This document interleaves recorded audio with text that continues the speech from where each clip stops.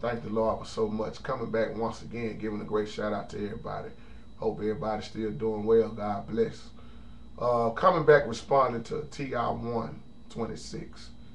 Got your email about you had to leave because you wasn't being able to use and express your preaching, doing what you have to do for the Lord. And I'll just title this video Part 2 on Preacher versus Preacher. Part 2 on Preachers versus Preachers. And I understand where you're coming from. I just recently seen this happen. Won't reveal no name or no church, but I recently see this happening. I see it happening all the time. Preachers versus preachers. And I'm going to say this off top. When you are somewhere where you can't use your gift, what else can you do? Because God didn't call you to sit down. He called you to serve. And one thing I don't think people understand about gifts also, bro, is that I believe Apostle Paul summed this up. Your gifts are really to be used on earth. They really are here to be used on earth. And if you can't use it where you are, then you have to move around and go somewhere where you can use your gift. And this goes for preachers, ministers of music, musicians, directors, whatever it is that you do for the Lord. If you can't be used where you are, after a while, you don't have no choice but to leave. So when I say preachers versus preachers, let me just use this for an example. I like to say this like a big fish in the pond. There's only one big fish. Let's just look at a big fish that's in the pond. He's so used to running things his way, moving all the other little fishes out of the way. But if you put another big fish in that pond, seems like they ain't gonna get along. Because now you got two big fishes in there going after the same thing. And I'm not saying this to criticize no preacher. What am I saying? Well, a lot of preachers don't want to let somebody else preach. Because a lot of them will think that he might not preach me in front of my congregation. So I can't allow that. And the sad thing is, a lot of them know that that preacher is good. So what do? Leave them sitting in the back. Leave them sitting in the back. It's like two fishes, two big fishes. Now you got another fish, a big fish coming in on the scene. And it's sad, man, that preachers can't get along. I see this all the time. Folks talking about each other church. Well, my congregation is bigger than yours. Well, my congregation seat 500. Well, yours only seat 150. You got a whole conflict. Preachers versus preachers. Well, he don't preach better than me. He's an old school preacher. I'm a new school preacher. So he need to go his own way. This is what happened. Y'all know I'm telling the truth on this. And what do you have after that? Next thing you know, well, such and such done left. And now he got his own church. When you all could have worked together. And I hate to see this because if you are a pastor and you're the only one preaching all the time, you need to be ministered to also. I believe every pastor needs to sit down sometime and be ministered to. Think about it. You got 365 days out of the year. Some of y'all ain't just preaching on Sunday. Some of y'all preaching during the week. And a lot of y'all don't get no rest. And that's why sometimes some of them become sloppy in their word because they want to put together a sermon at the last minute. Man, if you are a pastor and you got somebody in your pulpit, let them preach, man. That's like me as a minister of music. If I see somebody else that done came in the church, they done sit there and watch me, they done did everything right, why am I going to say, hey man, just keep sitting down? No, I want you to get up on this organ and play. See, we all should be having somebody up under us because I'm going to leave her one day. I'm going to be on the other side one day. Well, let me say this right. I don't want to cause no confusion. I'm going to be in heaven because the new heaven is on earth. I'm not going to say I'm going to be up there somewhere. Now I'm going to be right here on earth, the new heaven on earth. But I don't know when I'm going to die. But I'm not afraid to die. But I do know that I want somebody to take over when I'm gone. See, a lot of us are afraid to show somebody some, preachers, minister of music. I don't know why. That is your job.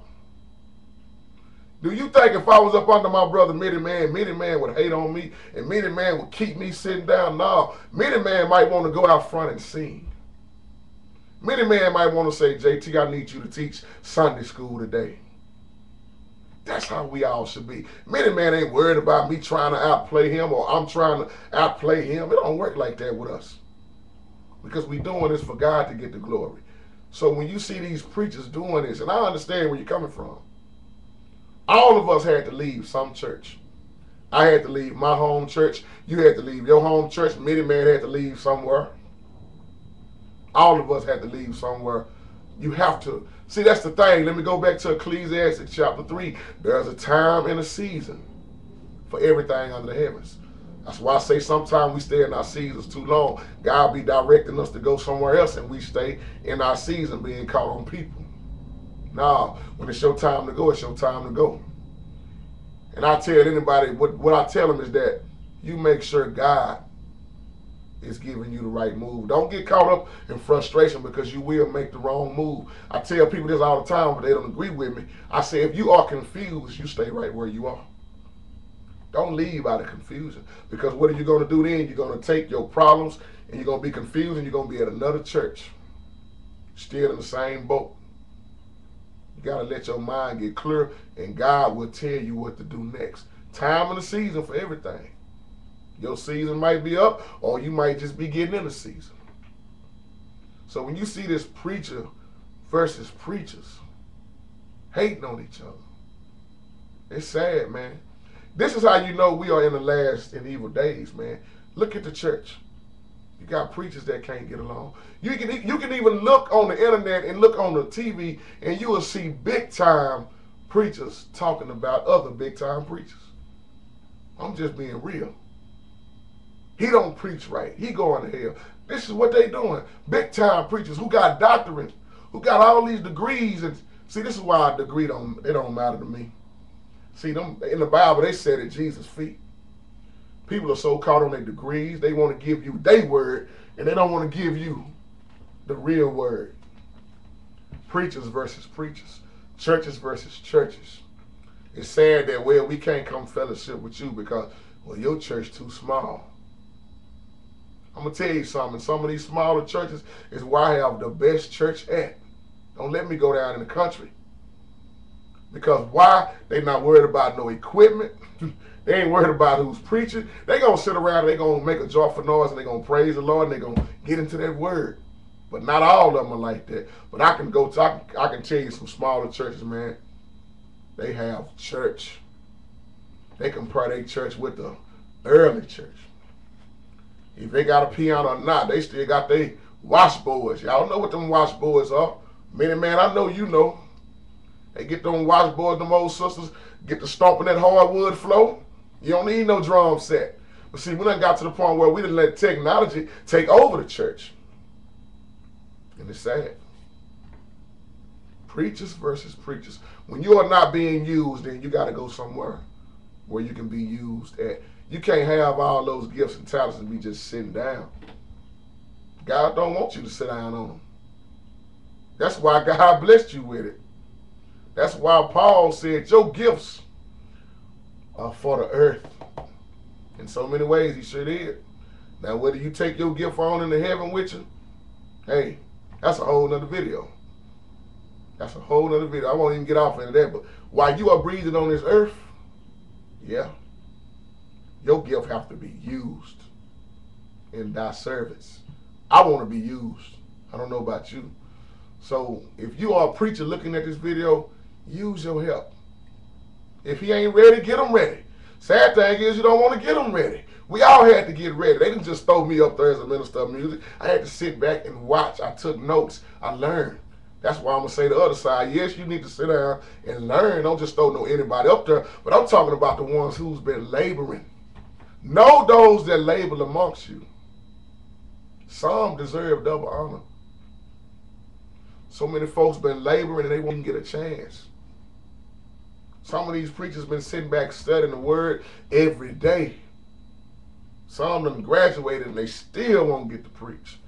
Because, well, Reverend such and such Pastor been preaching so long, we don't want to see nobody else preach. Well, pastor's not going to always be there. What you going to do when pastor gets sick one day? So I always tell these individual pastors that they don't like when I say that, but I say, man, what if your health get down one day? Sad thing is you don't have no deacons in your church. What if you get the flu or something, you can't make it in, then you the only one in the pulpit? Well, who's going to bring the word? See what I'm saying? You need your help. I need my help. I need all the help I can get. I love having help, but I'm not gonna settle for no anything. That's why you look at a man's heart. I done seen some great preachers leave churches, man, because they wasn't being used, and it tears my heart up. I know them personally. I can call out a whole lot of names right now, but I wouldn't do that. I don't put nobody on blast. I don't. But I wish some of these preachers I done seen leave get back in somebody's church. Somebody can use them. It's sad that everywhere they go, somebody else don't want to let them preach. And you know what they wind up doing? Going to the house. Just like a great singer. When they can't be used and they humble and nobody want to deal with them, they stop singing. I got a boy right around the corner, man. Oh, man. God just blessed him with a voice. I don't know how. Oh, man. He'll mess you up. And you know where he's singing at? At the house in his room. In the house in his room. Walking around the house singing because he is so discouraged from the church. People, we need to use each other. That's why we are here, to be encouragers to each other, we need to help each other. Stop thinking you can do it all by yourself. I know my boy Many Man would love to have help, especially when you are the only musician, you are the only pastor, and you teaching during the week. You got a family to take care of, and you got help sitting right beside you, and you won't use it. Then you get mad at them when you see them, they done came big time now, and they done, because they left you, you mad at them, but you was the one that wouldn't let them preach. So they had to go preach somewhere else. Good God Almighty. Or musicians, they had to go play somewhere else. I got a friend of mine, he told, they both ministers, and he told the other minister, well, if your pastor don't want to use you, he said, you can come to my church and preach anytime you want to, because I need help. See, that's what a real pastor do. He recognizes that he need help. And once again, I'm not talking bad about nobody. I'm just speaking what's real. You need help. Preachers versus preachers. Church folk versus church folk. Musicians versus musicians. This is the part 2. Use your help. The sad thing is God sending help your way, and you don't even recognize it. And then you know what's going to happen after that? God going to show you where you went wrong at. Then you're going to start having a little bit more hard times, ain't you? I should have kept minister such and such. I don't have nobody to teach Sunday school now. I don't have nobody to teach the kids now. I should have used such and such, but now he's gone, and he's happy where he's at because he's being used in the right way, and God is blessing him. Preachers, stop thinking highly of yourself than you ought, like Paul told us in the book of Romans.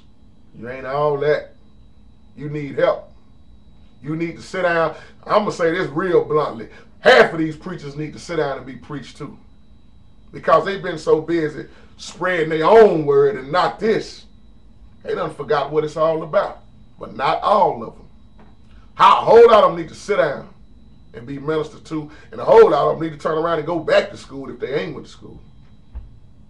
Now some are just taught by the Lord. They preach it well. They ain't went to nobody's school and got no degree. But some of these ones with these degrees, man, need to go back and get another degree. Because ain't nobody going to teach you this word better than the Lord. Because why? Don't nobody know this word better than the Lord and the devil. God bless you. God keep you.